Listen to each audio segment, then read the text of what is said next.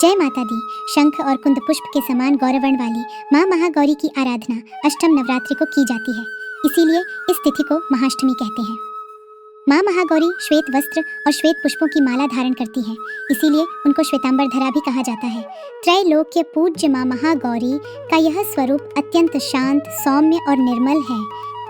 पौराणिक मान्यताओं के अनुसार जब माँ पार्वती ने शिव जी को पति रूप में प्राप्त करने हेतु अत्यंत कठिन तप किया, तब भगवान शिव ने उनकी परीक्षा लेने के लिए वृद्ध ब्रह्मचारी का रूप धारण किया और पार्वती जी के सामने शिव जी की निंदा करने लगे।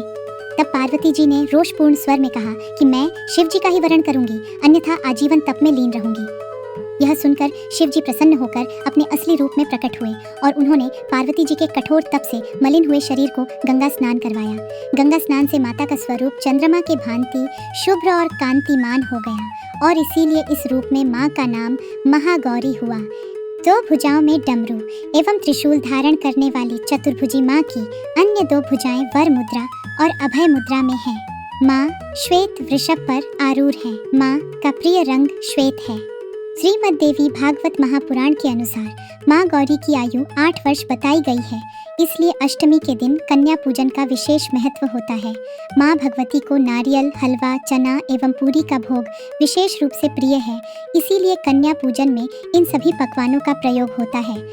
ज्ञान और शुद्धता की प्रतीक चैतन्यमयी माँ महागौरी भक्तों के लिए आध्यात्मिक उन्नति का मार्ग प्रशस्त करती है।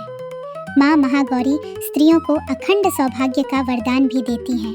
माँ महागौरी की उपासना का मंत्र है श्वेते वृषे समारूढ़ा श्वेतांबरधरा शुचे महागौरी शुभम दद्यान महादेव प्रमोदिनी। जय माँ महागौरी।